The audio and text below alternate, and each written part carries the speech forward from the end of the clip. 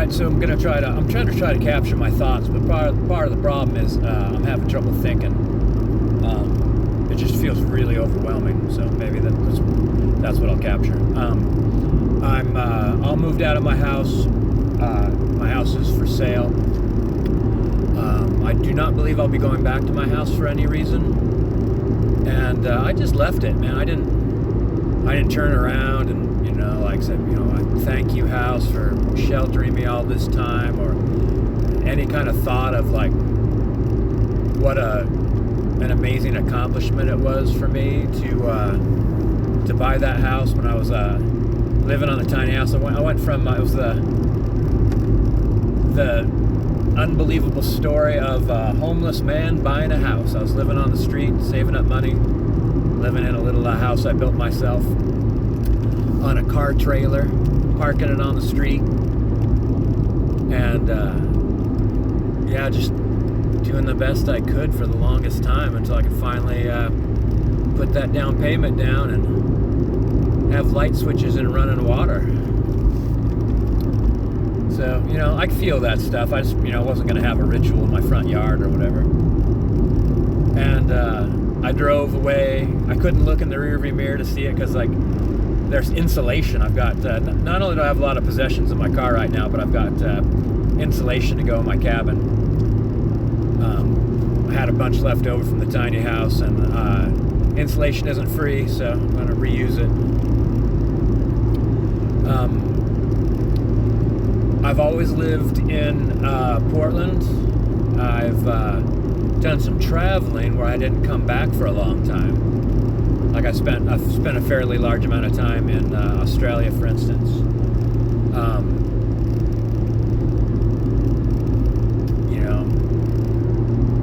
But it's always been that area of the world has always been my home, and I'm traveling to such a different place to live, and I know I'll work it out. I also know that I don't know what I don't know, and that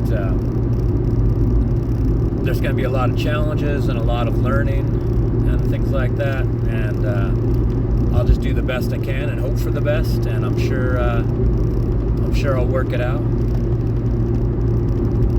But see, also going back to my cabin, and that doesn't really feel like home yet. But I'm really going there right now. Once again, if I leave, it's going to be because I'm going to go do some traveling.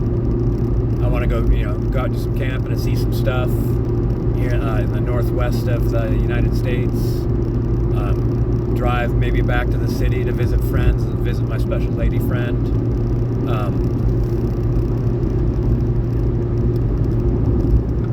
But that's where I live now. And it's hard to wrap my mind around. It's I'd have to say, I think I'd be a lot more freaked out if I hadn't have lived off the grid before. And because even the fact that I know what the difficulties are, like the physical effort, everything you do is more physical effort than you expect. For every gallon of water, you have to get into your house, you have to go get that gallon of water, drive it to your house or bike it to your house, walk it into your house, use that gallon of water, say use it in a shower, let's say. Now you've got a gallon of dirty water. Now you got to take that gallon of dirty water out of your house. Everything is hands-on. You buy a package of cookies, and that wrapper needs to be dealt with. The little tray that the cookies are on needs to be dealt with. The napkin you use to wipe your lips needs to be dealt with. It's real life. It's really puts you in touch with what real life is like. You're warm because you made it warm. You're cool because you made efforts for it to be cool. And sometimes just being hot or being cold, it's you just got to suck it up, buttercup. If it's really, really cold, you get in your sleeping bag and you read a book. So I guess I feel relief. Like even this morning when I woke up, my mind was saying like, what 1,000 things do you have to do? But like driving out of town, is kind of like I'm feeling like when I get on an airplane and I'm like I'm heading off and I'm not going to come back for like 4 months or 6 months or something like that. Like whatever you forgot to do, it's not going to be you that fixes that shit. You know, like whatever needed to be done just isn't going to get done. You know, whatever you forgot is forgotten. Yeah. Speaking of which, when you get on an airplane, one of the classics you think about is, well, I made coffee before I left. I turned the oven off, and one of the things I did this morning on my way out is I stopped by to put a smoke detector in there, carbon monoxide detector, all the fancy stuff, and it went off for a long time when I ran the test thing, and I suddenly thought, like, God, is there carbon monoxide in here? But it's just a long test. But yeah, man, I don't know.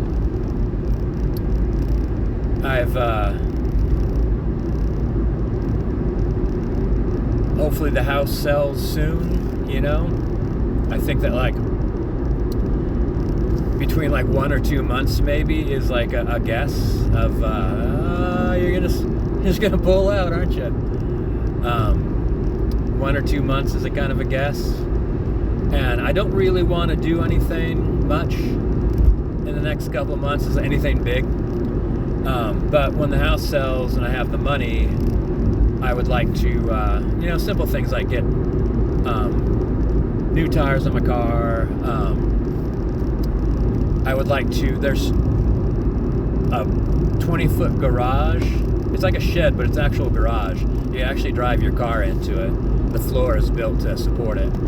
And I'd like to get that before winter time. So not only will that be storage, because then I'd like to, I'm renting storage. I'd like to pull everything out of that storage and like no longer pay monthly storage for that. I'd like everything I own to be next to me. And then I'd actually like to buy another cabin just for, like the cabin I have right now will be heavily insulated, so it'll be great for a place to get warm in wintertime and whatnot. I want to have a wood stove in there. I want to have a diesel heater in there. I might have like a backup diesel heater too. I'm not sure. Not sure, man, how to keep that place warm through the winter. Figure it out. I might even have emergency. I don't want to use propane in there, but I might even have emergency propane heat just in case. So, but yeah, I want to have like another little cabin for basically like the living room, dining room kind of thing, like the place where you go hang out and eat and sit down on the couch and stuff like that, and read your book and listen to music, and like a place with like like more idea of like comfort as opposed to survival. And that'll essentially give me like 3 rooms. Like I'll have the cabin, I'll have the garage, and then I'll have like a living space, another cabin. And then my special lady friend was looking at cabins, and she saw a nice one. So next year she might put a cabin on my property, which is really sweet. I've thought about buying her a cabin, having a cabin for her, but I appreciate the whole idea that she wants to buy her own cabin. And also, like, you design it, so like I think she would like be able to design it to be exactly how she wants, which is kind of fun. I don't know what to say. I don't feel good or bad. I kind of feel shut down a little bit. And I'm just kind of like, I don't feel bad. And sometimes when I get overwhelmed, I feel like I switch into robot mode, and I don't feel like I switched to robot mode. I was a little that way this morning in robot mode, but like right now, I've made it out of town, made it across the top of the mountain. I'm heading down and out. There was like so much smoke up there, and there was like a fire evacuation alert that hit my phone, and I'm like, dude, am I gonna be able to make it out of here? So that's probably just a heads up that it might be necessary. Yeah, I don't know. I just don't know. I got a long drive. I'm gonna get there about dinner time. I brought some food with me. I'll probably stop halfway there and have like a lunch. Then I'll probably get there. And when I left the cabin last time, I had like tons of stuff out from the storage in the upper part of my shed, and I just didn't feel like climbing up and down a ladder. I just like kind of threw everything just back in the cabin, made a big pile. So I'll get there, try to get the bed, at least the access to the bed, and probably go to the store, buy some beers, maybe something to eat, like a sandwich. And oh shit, that's part of, I can't see out the back, and part of the problem is people are right on your bumper, and so I didn't even know that guy was there at all. Like, he was like a couple feet off my bumper. I'll go around this guy. Yeah, and then I'll drink some beers and go to bed, listen to music. You know, one thing I'm really liking, I used to really like taking, and I have my shortwave radio out there, and I'm hardly picking up anything out there. Like, even local radio stations, I'm finding I get them a little bit better when I drive just a little bit out of town. I'm kind of like in a valley, and well, I definitely am in a valley, and I drove like 30 miles south, and all of a sudden, like, my whole radio lit up with radio signals. And anyway, so I got the internet. There's a cell phone tower nearby, and I have like a little Bluetooth speaker, and I can play music, you know, and listen, stream radio stations through my phone, which it feels like cheating, man. It feels like cheating, but I like it. Like blasting some music in my little cabin, listen to some classical, or streaming some fun music off the internet. It's gonna be like glamping, really. Like, it might get a little rough. I mean, it was getting into, like, it'll be like in the hundreds this week. I'll be dealing with a heat wave, and I'm not sure what below freezing is going to be like day after day. I don't know how that's going to hit. But hopefully by the time it gets to winter and it's below freezing, I'll have 3 other structures, and I'll have some options about how I'm going to handle extreme weather. So obviously the number one thing would be to have like a wood stove. I bought a wood stove. I haven't had it installed yet. So install that wood stove, and maybe install a wood stove in the other cabin as well. Like, that seems smart. And then having diesel heat to back it up. So, shit, I don't know. All that stuff is to be solved as time goes on. I think the reason why I repeat it is just to like to reassure myself that I have a plan, and it's gonna be okay. You know, as mistakes go, there's tons of people living out there, man. As mistakes go, like, I'm watching people live that very mistake, so like, they're pulling it off.